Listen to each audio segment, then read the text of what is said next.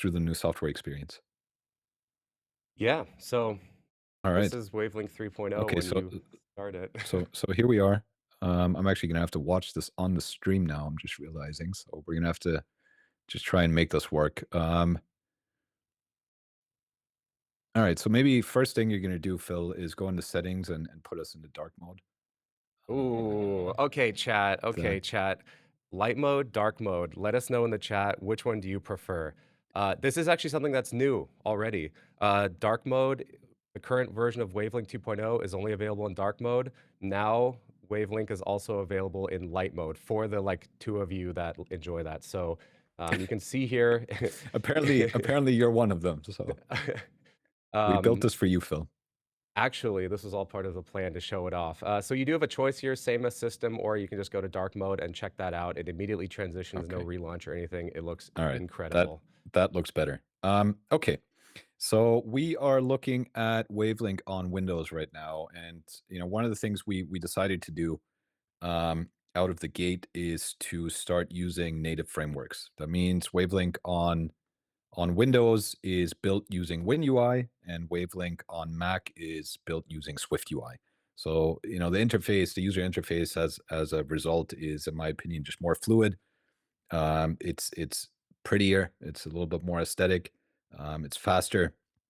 And so this was a change to the current Wavelink, which is built on a cross-platform framework, and now the new Wavelink is all native. This is part of a larger trend you might have seen with Elgato Studio that we're working on, our video software that also is native on both platforms. So out of the gate, when you open up Wavelink, you're going to have a lot more hand holding. So if you are a user that is maybe not so experienced with a dedicated microphone or audio hardware, or just a digital mixing software, you're going to get a lot more hand holding. So Phil, you can just kind of get started through um, the onboarding, and ultimately you're going to be introduced to the capabilities of your hardware device, what it can do. I think that's actually really important.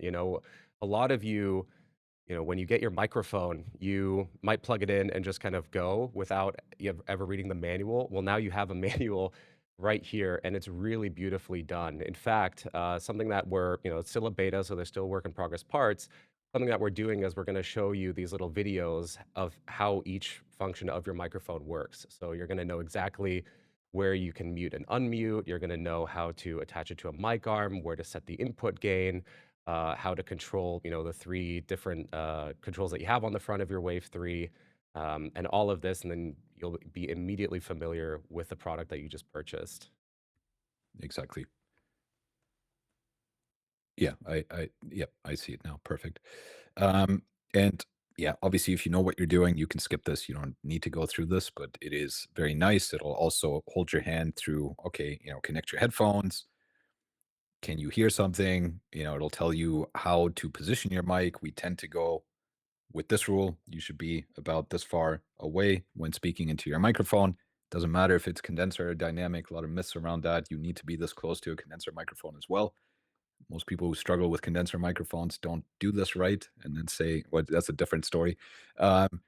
It'll help you set your gain, right? So I think Phil, in this Test, case, I'll test, let you test, speak into test. the mic a bit. Yeah, if I say test, test here, you can see that as I'm just speaking normally here, I'm actually pretty good already in terms of the levels here, right? I'm bouncing just around or hitting that sweet spot there. If I was too low, then obviously that's not good. I can adjust the gain to, and then I can turn it higher, and then also immediately turn on something like gain lock. And this is also something that's new in Wavelength 3.0 is we have these built-in really nice tooltips here that again just look beautiful and tell you immediately uh, you know what uh, Yep. what setting you're changing there. Yep. So And then we we'll set go the through gain, the and rest of the then onboarding, voice yeah, monitoring. Yeah. Similar story. It'll help guide you through. This is also not clear to a lot of people because you're kind of cross-fading between monitoring just your PC to just your mic, or you get a mix of both in between. So it'll help you set that up. Okay, and then you're done.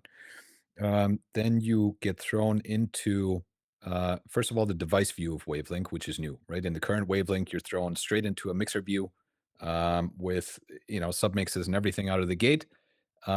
Now you have a dedicated device view where you can configure all of your hardware settings, your obviously your gain, your headphone output, your mic PC mix.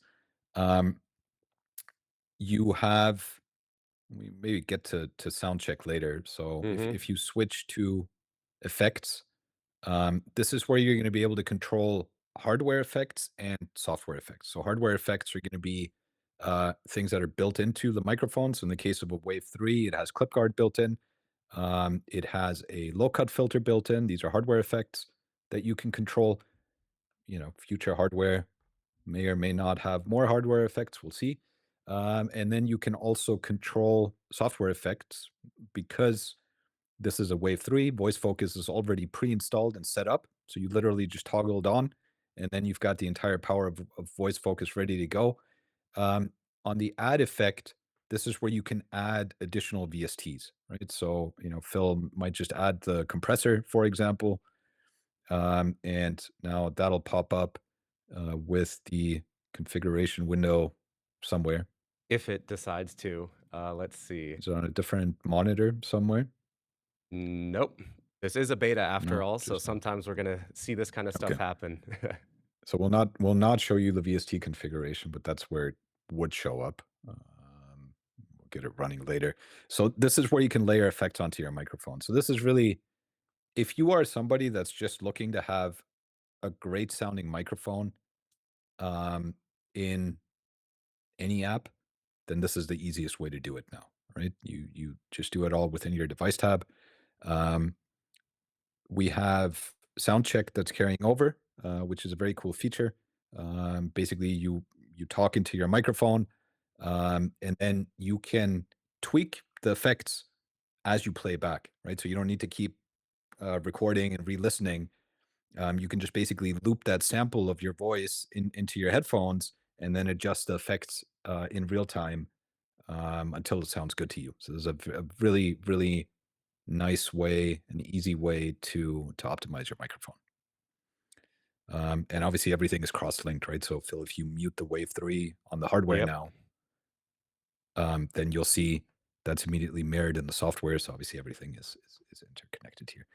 Um, if you wanted to get more plugins, maybe you can click on the little marketplace button on the top left, bottom This is left. huge. So this is nice, right? So now you have marketplace integrated directly into the app. It's not opening an external browser. So if you want to add voice effects, if you want to download some presets, then you can do that straight here.